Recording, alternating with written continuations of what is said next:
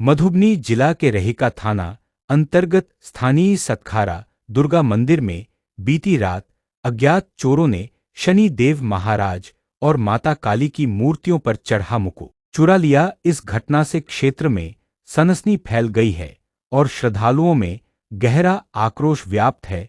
सुबह जब मंदिर के पुजारी मंदिर पहुंचे तो उन्होंने देखा कि दोनों देवी देवताओं के मुकुट गायब हैं और मूर्तियों के आसपास का स्थान अस्तव्यस्त पड़ा हुआ है। तत्काल इसकी सूचना मंदिर समिति एवं स्थानीय थाना को दी गई। अज्ञात चोरों के खिलाफ मामला दर्ज कर जांच शुरू कर दी गई है। स्थानीय लोगों का कहना है कि मंदिर में सीसीटीवी कैमरे नहीं लगे हैं, जिससे चोरों की पहचान में मुश्किलें आ रही हैं। मंदिर समिति ने प्रशासन से सुरक्षा व्यवस्था मजबूत करने की मांग की है।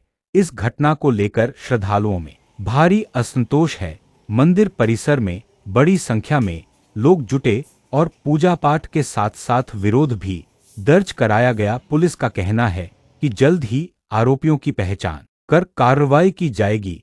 वहां के स्थानीय निवासी सह समाजसेवी नेता भारतीय मित्र पार्टी के राष्ट्रीय अध्यक्ष धनेश्वर महतो ने क्या कहा, देखिए। के मंदिर में सुबह में देखा गया है कि मां काली और शनि देव का जो है मुकुट जो है यहाँ से चुरा लिया गया है। सब क्या कहते हैं? छठी बार चोरी हुआ है यहाँ पे। छठी बार 6 यानी 6 बार चोरी हो चुका है रात्रि को मिला के। लेकिन पहले दुर्गा जी के मंदिर में चोरी होता था। इस बार माता काली के मुकुट को चुरा लिया गया है। चांदी का मुकुट था, शनिदेव महाराज का था चांदी का मुकुट। मैं नहीं समझता कि क्या कहूं इस पे।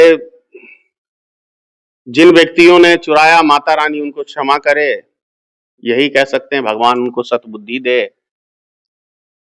अब धर्म स्थल को भी नहीं लोग बकसता है तो सोचिए, एक तरफ तो सनातन धर्म की बातें होती हैं और दूसरे तरफ मंदिर में चोरी, मस्जिद में चोरी। आश्चर्य लगता है कि मंदिर में चोरी करना और मस्जिद में चोरी करना, आप कहाँ पे आपका स्थान, जब आप उस ईश्वर के घर को भी नहीं छोड़ रहे हैं तो आप कहाँ जाके रहिएगा, किस जगह रहिएगा। आश्चर्य लगता है। इसके ऊपर मैं ज्यादा नहीं कुछ कहूंगा, लेकिन क्या कहूं। क्या इस मंदिर के परिसर में कोई सीसीटीवी कैमरा लगा हुआ है? नहीं लगा तो नहीं है, लेकिन अब 2-4 दिन में लगवा देते हैं, क्योंकि आए दिन चोरी होती है। तो अब वैसे आसपास के लोगों का क्या कहना है, मतलब कहाँ से ये चोर आ रहे हैं लगातार? कहीं देखिए, गांव में जो आज के टाइम के अंदर आप देख रहे हैं, छोटे छोटे बच्चे चरस, गांजा, दारू सभी नशा से भरपूर है। गार्जियन के कंट्रोल में बच्चे हैं नहीं। रात को 12 बजे 1 बजे बच्चे घूम रहे हैं रोड के ऊपर। गार्जियन उनसे ये भी नहीं पूछता है कि भाई कहाँ था इतनी देर। तो कोई बाहर का विलायत का थोड़ी ना चोर आके यहाँ पे चोरी करेगा, यहीं का लोकल होगा कहीं। क्योंकि अभी एक घटना देखने को मिला, अब क्या झूठ है क्या सच है नहीं जानता हूं मैं, कि एक बच्चा अपनी माँ को भी नशे के लिए मट्टी तेल छिड़क के आग लगाने का कोशिश भी की। के चक्कर में लोग भगवान को भी ये नशाखोरी के चक्कर में ही ऐसा घटना हुआ है और कुछ नहीं। चलो भाई, कुछ हाथ लग जाए, मान लीजिए अगर कोई 50,000 की संपत्ति है तो चलो 20 में बिक जाएगा तो चलेगा, 1 महीने का नशा। यही क्राइम मधुबनी जिले में बढ़ने का कारण क्या है? यही चांदी का मुकुट था या सोने का? नहीं, चांदी का मुकुट था। तकरीबन कितने का रहा होगा दोनों मुकुट? अब काफी टाइम पहले लगाया गया था, ध्यान नहीं है। प्रशासन से क्या आप लोगों ने इससे बात पे सहयोग?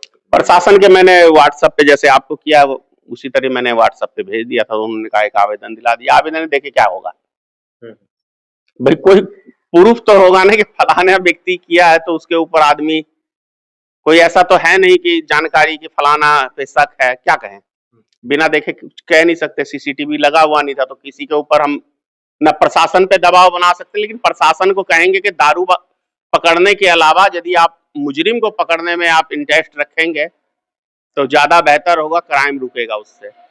दारू पे कम ध्यान दीजिए। नीतीश कुमार से भी यही आग्रह करूंगा। सर, आजकल तो पत्रकार भी सुरक्षित नहीं है। हाँ, मैंने कल जो है रंजीत झा जी के साथ जो मैंने अभी थोड़ी देर पहले ही फेसबुक पे देखा है और मैंने उस पर कमेंट्स भी किया। बहुत शर्मनाक घटना है, दुखद घटना है। नहीं होना चाहिए पत्रकारों के ऊपर हमला, क्योंकि वो समाज में सच्चाई दिखाने का काम करते हैं। लेकिन आजकल सच्चाई से नेताओं को सबसे ज्यादा डर लगता है, क्योंकि सबसे बड़े यदि कोई चोर है इस देश के अंदर, सबसे ज्यादा कोई भ्रष्ट व्यक्ति है तो नेता और प्रशासन है। तो इनको दोनों को बहुत डर लगता है कि कोई सच्चाई ना हमारी दिखा दे।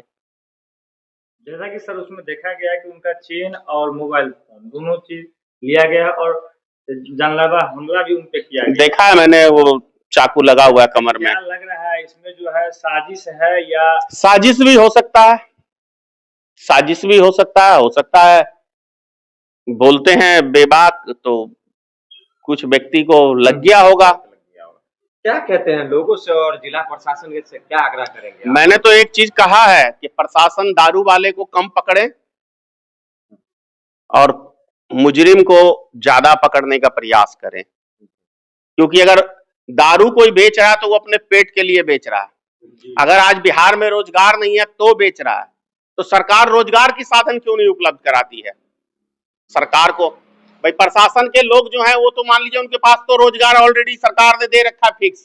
आंधी आए, तूफान आए, बाढ़ आए, जो आए सरकार आपको वेतन पे करेगी।